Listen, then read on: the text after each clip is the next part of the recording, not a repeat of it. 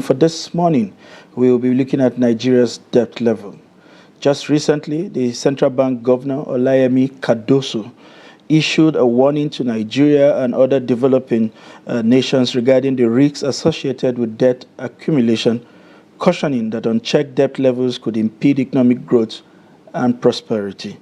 Despite acknowledging the stable situation in Nigeria, Cardoso highlighted the near-term risks posed by unfavorable global market conditions and increased debt burden resulting from the COVID-19 pandemic. Many experts have attributed Nigeria's economic challenge in part to the accumulated debts that have not translated into meaningful developments. Despite this, Nigeria continues to allocate substantial funds to service both local and foreign debts, with borrowings persisting at both national and state level.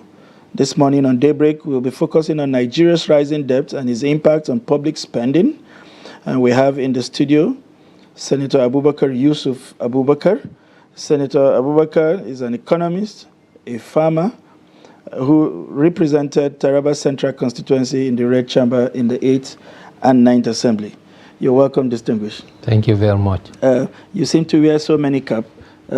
From being a senator to a farmer to an economist, it sort of puts you in a perfect state for the conversation that we should have this morning, especially considering what this country is going through, from the acute feed shortages resulting from insecurities that have prevented farmers from going to the farm, and now the galloping exchange rate situation that has prevented us from affording some of the things we used to get access to easily. But we will come to that in a jiffy. This is the central bank governor sounding the warning.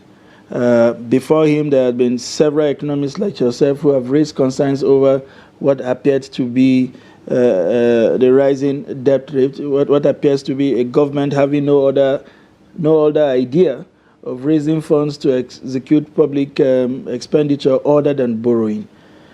Do you agree with the warnings that were sounded by Cardoso, and why? Well, thank you very much. Certainly, the warning is apt. Everyone in this country, have to have concern about, the level in which, our borrowing, has developed over a period of time. You see, in running an economy, if you say you are just going to rely on easy way of generating funds, that means, by borrowing, either through foreign or, through local or through other means. And you do not look at the side of generation of revenue. Because generation of revenue is very, very fundamental. And if you cannot say, well, I'm not generating enough revenue, so you must cut your coat according to your cloth. So if you are not cutting your coat according to your cloth on the belief that, let me do, deficit, budgeting, such that I can borrow to cover that one up. It's a build of time. This thing has built over time. I could remember Obasanjo had to get a debt, a relief. I think it was either 28 billion at that point, and he got a relief of over 20 billion. Yes. And it is from that, 8 billion that has now grown up to the level that we are today. $43 billion. 43 or even more. I'm scared actually to cut numbers, because if you are cutting numbers, you do not know from which part are you cutting the numbers. What the CBN may give you will be different from what Minister of Finance will give you is different. From Nigeria Bureau of Statistics will give you is different. From civil society organization will give you is different. From expert, it is all different. So that is why, it is very, very difficult sometimes for one to pin a number. You can only say from this level to that level. And that is very, very unfortunate. That is why, the governor, is particular about this, because we do not know. To be honest, we do not. Even the debt management office can only, say, what it thinks it is. For instance, in debts, there are what we call, conditional debts. That's right. There are what we call, the real debt. There are so many issues surrounding about this sovereign debt. So For me, I think his warning is apt, and it is of concern to each and every one of us in this country. Whether you are a farmer, whether you are a bureaucrat, or whether you are a civil servant, or whether you are a businessman, But as this thing develop over time, we allow it to almost, getting out of hand, which it shouldn't have been. You are an economist, and looking at the Nigeria situation as it is right now, if supposing you had the president ears and you needed to advise, are we at a place where we cannot afford to borrow? I mean, looking at the current budget, we have estimated about 8 trillion naira for debt service, and we are still going to borrow. We have seen a number of those borrowings already. We have also seen this particular administration securitize another 7 trillion naira in ways and means. And we are getting all kinds of bilateral loans from his own agency. The NNPC has gone to do $13 billion in what they call a crude swap. So potentially even trading future sources of revenue for some kind of current borrowings in dollar. If you were to advise the president, is there something we should be doing differently? Are there options we are not exploring? Well, thank you very much. First and foremost, there is nothing wrong in borrowing. But you must have a better use of that borrowing. You should not borrow to consume. You should borrow, to build, either infrastructure or to build, sources of, revenue that can pay back the loan. So, but if we are just, borrowing just to consume or borrowing, for corruption purposes or doing, so that is why we have our biggest, nightmare. So for me to advise Mr. President, I'm on the progressive side, really. I would say, explore areas that you can have progressive taxation. Our luxuries in this country are not taxed at all. So the poor is now subsidizing the rich in this country, and it shouldn't be. For me, Mr. President should look at that area where, they will look at, luxuries that must be taxed. And then business people that are generating revenue, they are undercutting their revenue in such a way that, they are not, are pulling their own efforts to pay the relevant taxes. So for me, Nigerian economy is undertaxed, both at the national and subnational governments. They are undertaxed. I'm not talking about personal income tax. I'm talking about some businesses. Some businesses are making fantabulous profits in this country, while others hardly. So we should be able to divide and see which economy is doing. We must prioritize our economy in such a way in which we want a good direction to follow. For instance, what is our most priority sector of this country today? I mean, economy today. Is it agriculture? Is it solid minerals? Is it trading? Is it manufacturing? We have not prioritized. So we cannot even, pin, a kind of taxation that we are going to put that will generate income to enable us meet, our own, our repayments of loan, because those loans are not project tied. But distinguished business owners, and you're one of them, would disagree with you slightly, because however you look at the tax system in Nigeria, they will tell you that the effective tax rate is much, much higher than what they're paying. If you have to provide your own power, you have to provide your own roads, you have to buy the trucks to convey your goods from production points to the market, and practically do the things that the government should do for you. If you look at that as an indirect form of tax on the business, because it takes away from whatever the business will, isn't that so much burden for businesses in Nigeria as it is? It might be a burden, for instance, for micro, small, and medium enterprises, which I think, is contributing its quota immensely, to our GDP. But the point I'm saying, I'm looking at areas of luxury consumption. For instance, what we cannot afford, why do we have to spend our expensive foreign exchange to import? Are we charging enough, import duty on those luxury items? Because the luxury items do not impact much, on the common man. I'm not talking about those things that impact common man. I'm talking about the luxury. The well-to-do in this country are living on what do I call it, on the common man, which it shouldn't be. I give you an example. Our networks, this MTN, and the rest of them. Now, statistics has shown that 50 to 60 to 70% of our calls are what? Are not business. They are social. But do you know how much money that we spend on social calls against, the business calls?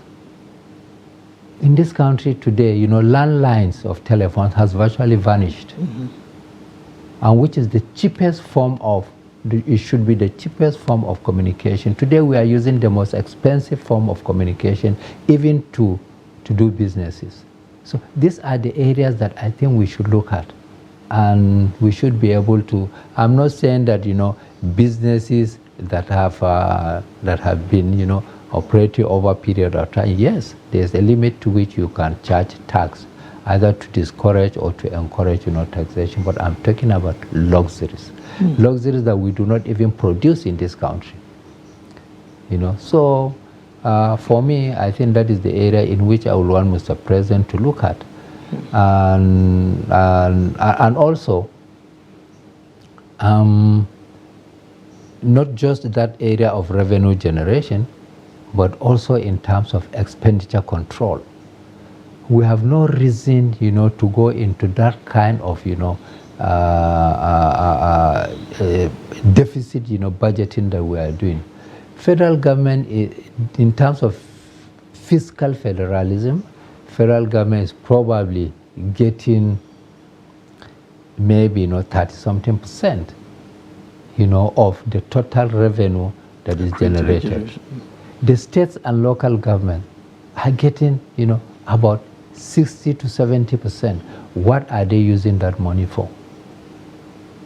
That is where the issue is. For me, not blaming, federal government under President Muhammad Buhari or blaming federal government under, the President, His Excellency Asiwaju.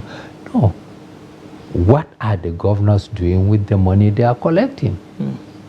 And they are collecting that of the local governments as well. So now, where is the money going? What are they using that money for? Some people say that the moment, they credit the accounts, from FAC, that day, the exchange rate, the Naira will depreciate further. So that means the money that is going to the local governments and state is too much in terms of either their own responsibilities or they are not utilizing the money for the purpose for which they were meant for. There are some governors that are doing fantastically well, no doubt about it. But majority of the governors, of the state governors, in my own opinion, need to sit up, need to account for what they are collecting, from FAC, and they need to compare it from the internally revenue generation that they do. So I think we'll come back to that. But looking at our current structure, today, over 90% of our income goes to debt service. So we are already on the brinks, as it were. Every 100 naira we make, we spend well over 90, paying debts. There are critical infrastructures that cannot wait. They have to be provided if you must create the pedestal for other things to take off. We are in a food crisis. and all of these things have to be handled together. Now, you have some persons saying we are not borrowing enough. In fact, the body language from some government official is the penchant to want to compare whatever we have borrowed to other climes where their borrowing is in multiple folds of the size of their GDP. Why there is this call for caution? What exactly is your perception about the sense that we have? I mean, you know of the former deputy governor of the central bank yesterday, who said he would rather we go for a $30 billion in one bulk, get that money, maybe restructure some of the short-term debts into long-term instruments so that it creates a bit of breathing on the short to medium term, and then put a huge amount of that debt, that money, into some kind of infrastructures to create stabilization. And the same views have been held by Jim Ibrahim, who is also an economist in his own right, and your colleague in the Senate. What do you make? Are you in that school of thought that believes that we should borrow our life out to fix the problem? Or you are with those ones who think it is time for us to start thinking of other ways of encouraging fresh fundings into the public sector without necessary borrowing? Why don't we concession the roads? Why are we not selling debt assets that are just sitting in the books of government and now bringing in money? What is wrong with the government retaining 100% shares in refineries that are not producing crude and all of that? What do you think the mix should be for us? Should we go with more borrowings, or we'll find a way of recalibrating our income base as it is right now? Well, I think it's a combination of both. If we are borrowing for projects that are going to generate revenue to repay, I have no problem with that. That can go for the restructuring. However, a warning is if we are borrowing to consume, and that's what has been happening. Concessions are made all over the country, all over the world. There's no reason why we cannot also explore areas of concession, so long as it is transparent and it is accountable.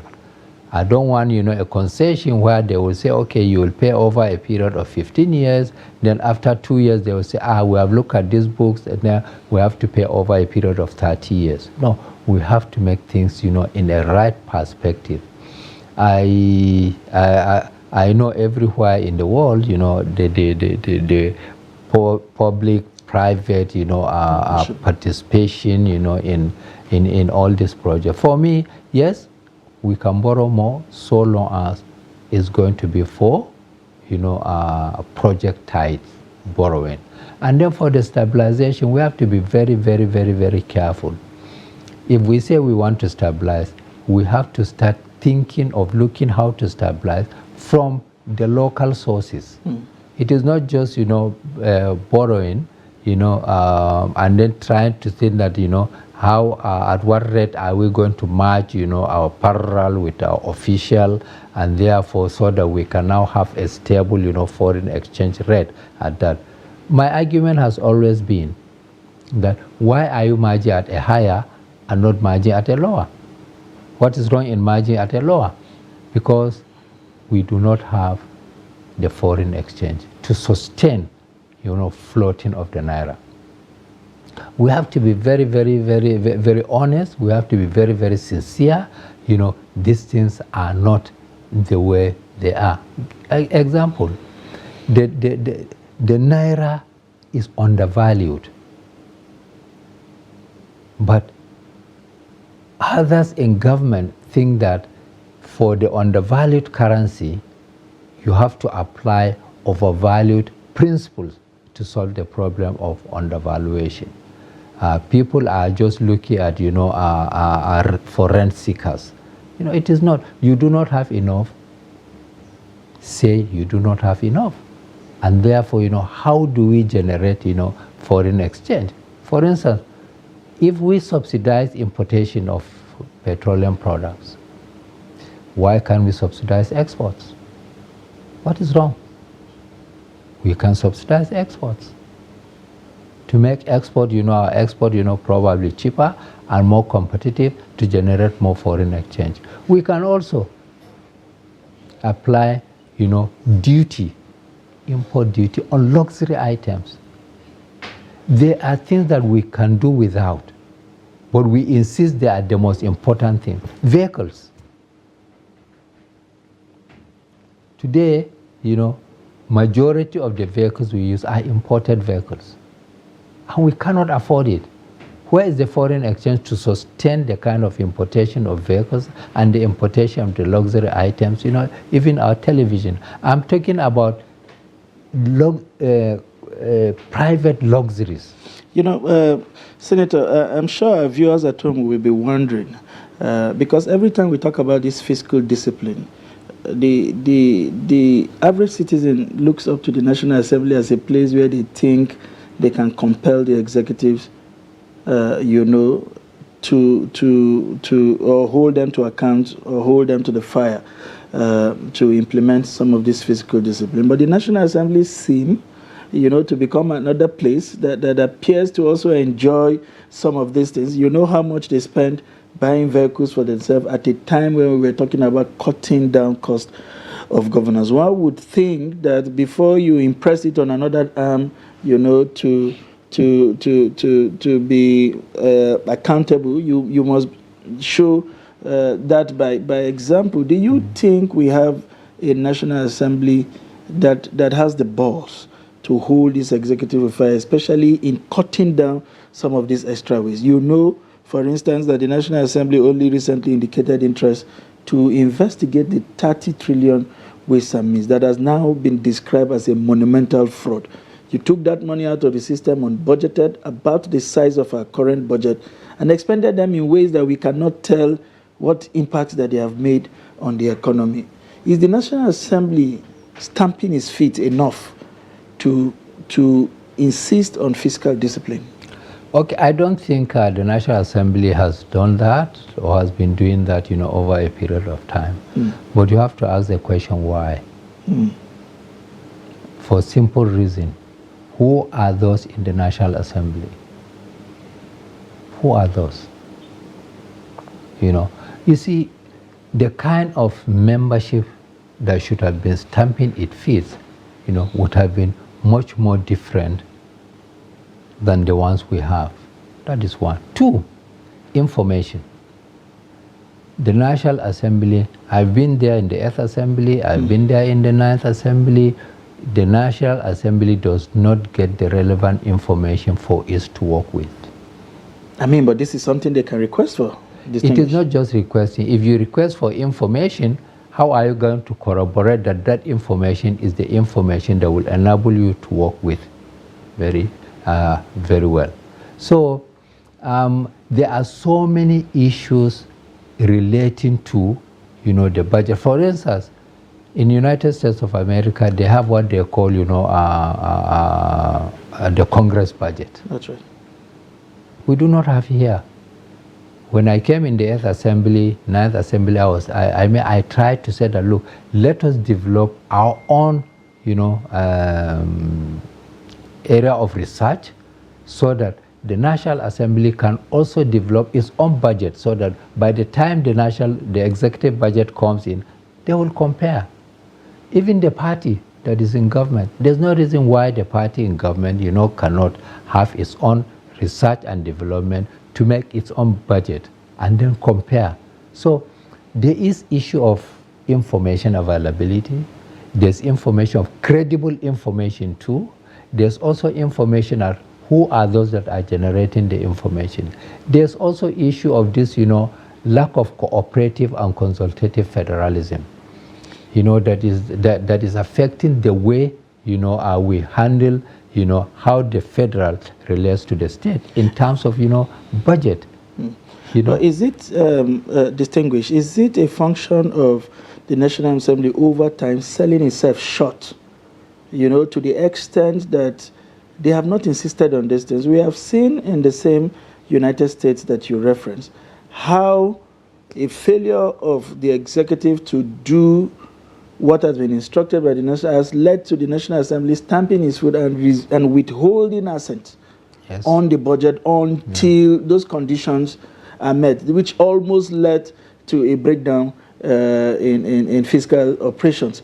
Can't you stamp your feet, especially in providing details of budgetary spending, one line items that we are not sure where it is going, who is getting what are the parameters for reaching some of those pricing mechanisms and all of that?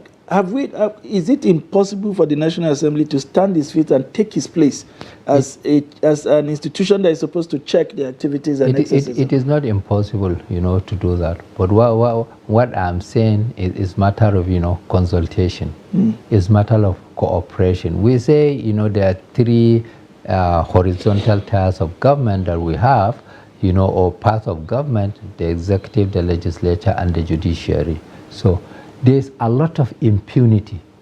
Remember, we are coming out of, although it's many years ago, up till now we have that impunity. People think that, they are operating a military type of government.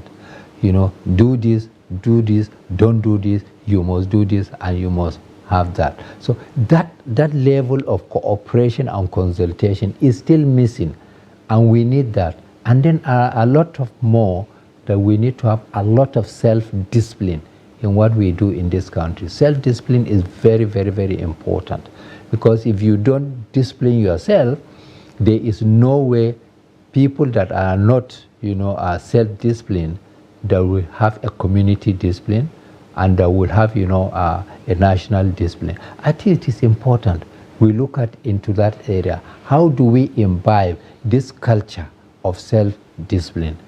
Positive attitude to things, rather than looking at the selfish way of doing things. In my own opinion, I think, for instance, in the 8th Assembly, 9th Assembly, we had budget debate, and all what I've been saying, we have innocent vehicles.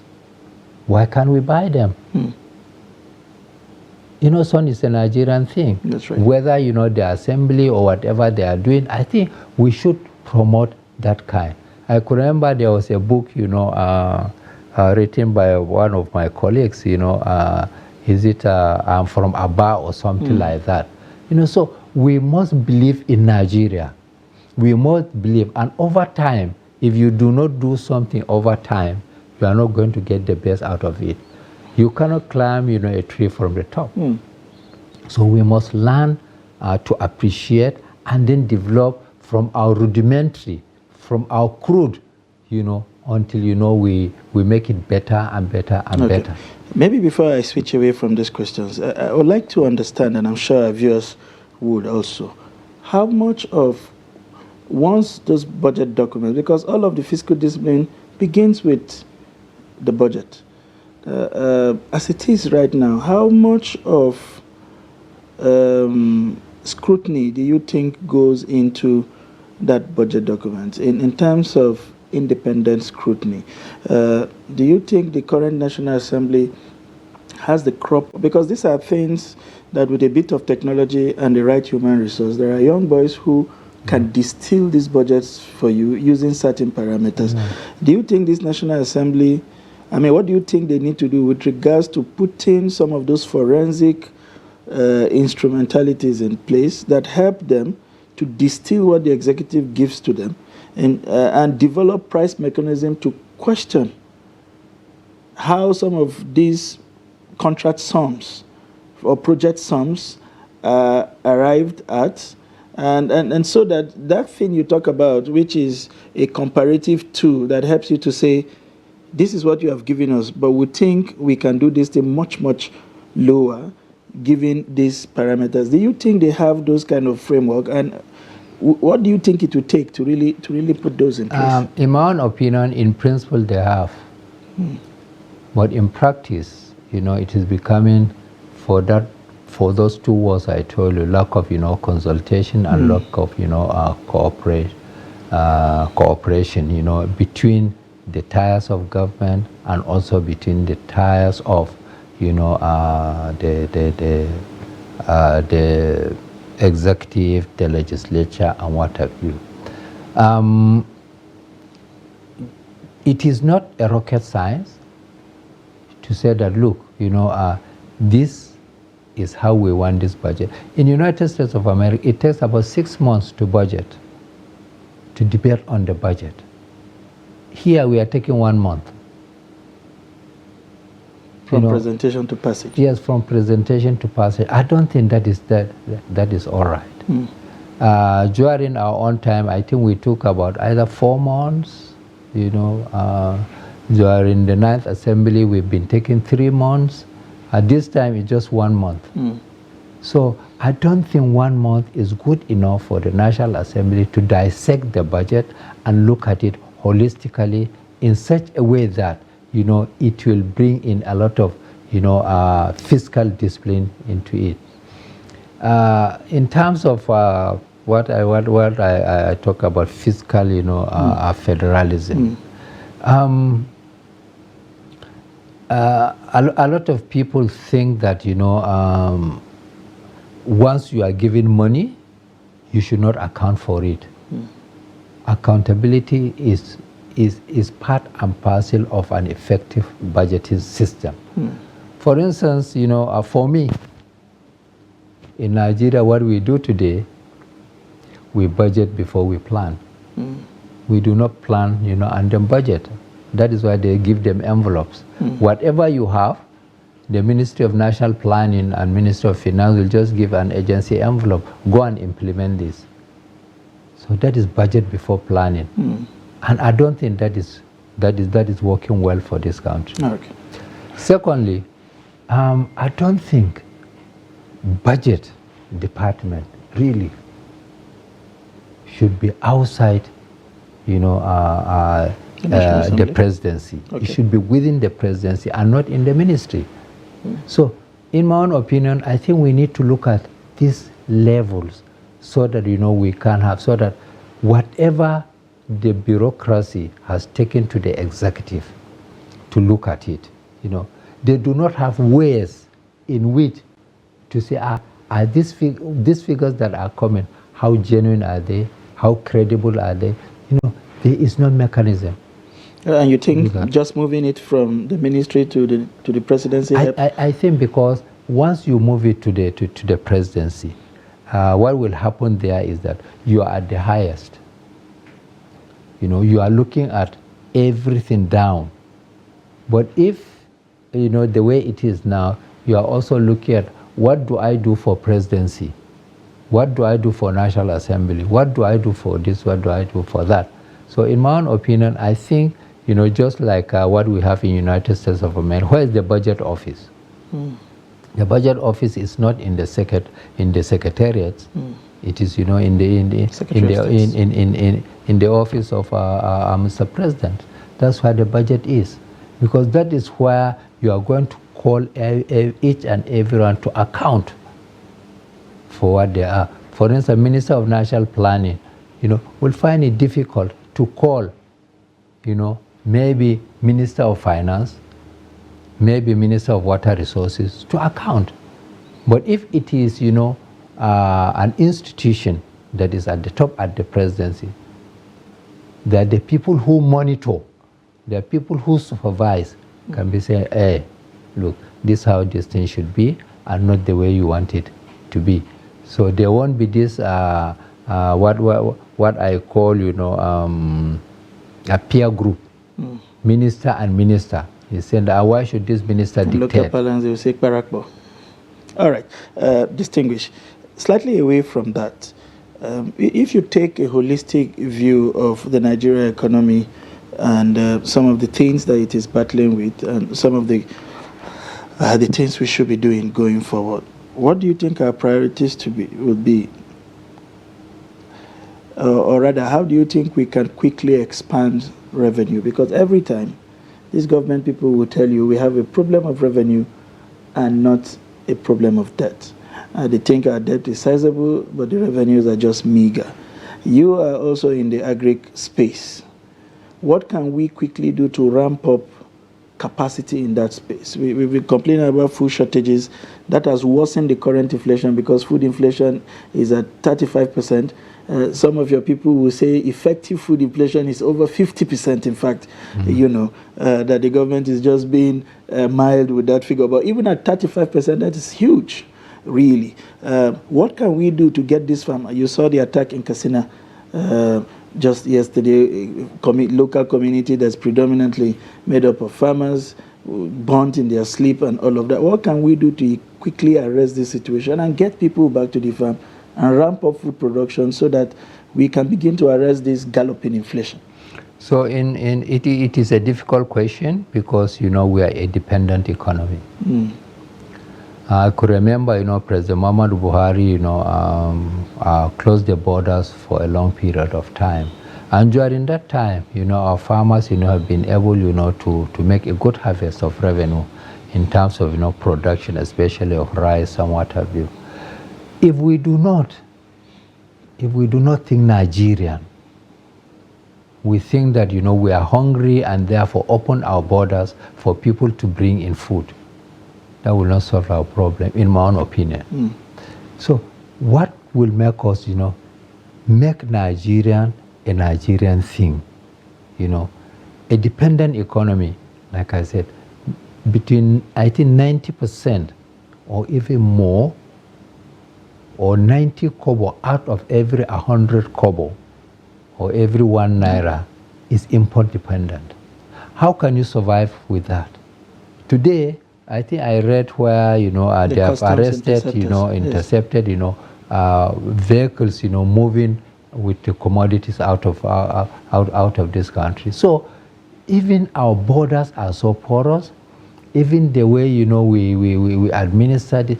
For me, I think it's like there is a collusion for rent seekers, so that, you tie on this side, they move on the other side. We are talking about naira, now we are talking about smuggling of commodities out of this country.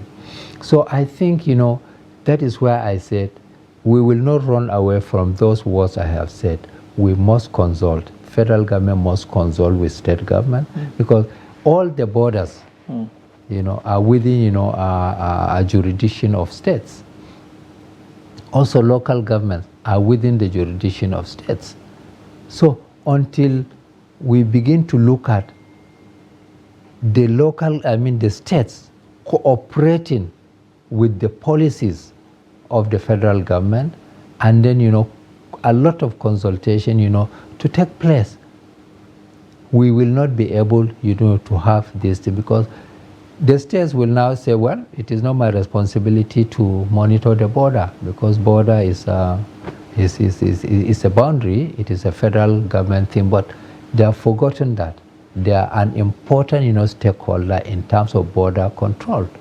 Maybe we need to have time, maybe we need to look at, whether we can establish what we call, border controls, whether, we can be able to do that kind of thing in this country. But we must accept the fact that we are not believing in Nigeria. That is why we have all this situation of dollarization. For me, dollar is a corruption currency in this country today. It is a corruption currency. Whether we like it or not, it is. Dollar is not used for transactions. Dollar is used as a stock of value instead of the naira. So I think we need to ginger this economy, to the extent that each and every one of us will feel the impact of gingering.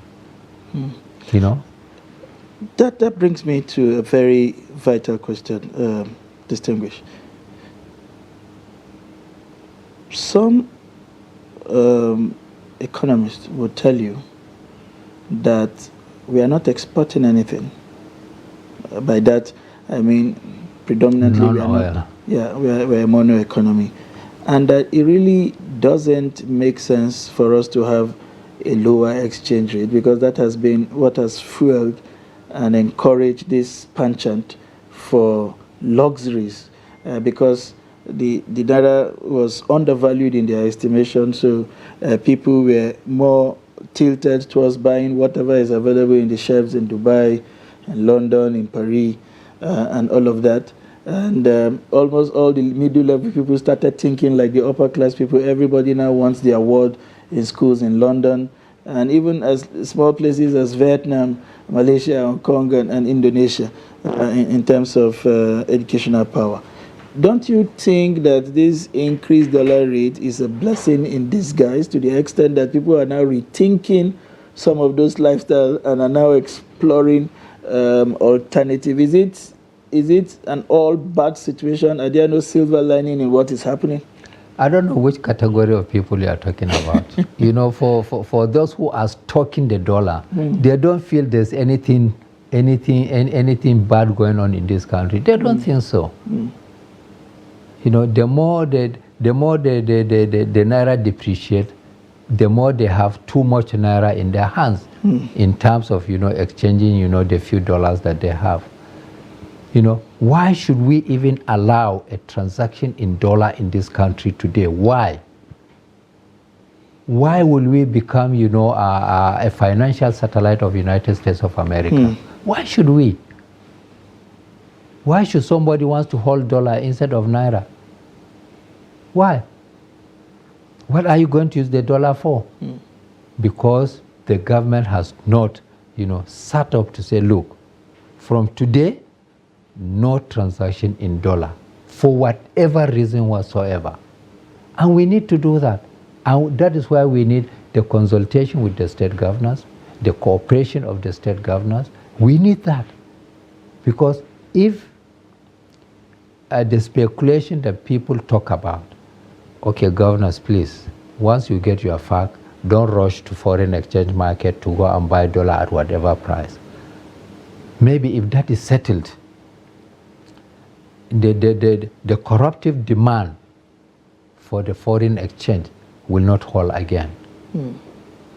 So that, you know, the government will now think as the way the governments will now think the way the federal government is thinking of doing things. So I said we need to make people realize, people know that you are running a state, you know, as a subnational, you know, unit that should have been, you know, combinedly in terms of the monies you collect every month is more than what the federal government is collecting every month. And therefore, the big sum of money that will control security, for instance, insecurity, who technically manages the land in this country? They are the states. And insecurity takes a place in the states. So what are the state governors doing about it?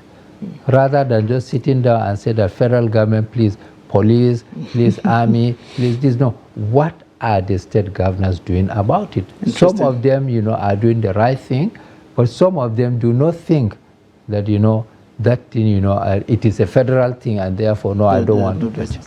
Interesting. I wish we could go on and on and on, but I'm afraid we'll have to anchor at this point. Distinguished, it's been a pleasure talking to us. We have been talking to Senator Abubakar Yusuf Abubakar, who is a farmer, an economist, and a former senator representing Taraba Central constituency in the 8th and 9th Assembly. He has spoken as a countryman, as a farmer, as an economist, and a passionate Nigerian. It's a pleasure to have you join us in the studio this morning. Thank you very much. It's and my pleasure we'll continue to explore opportunities to bring you around and tap into your wealth of experience. Well, we will at an appropriate time, anytime. You know, we are Nigerian. We have to find a way of, you know, solving our problems in time. Thank you very much.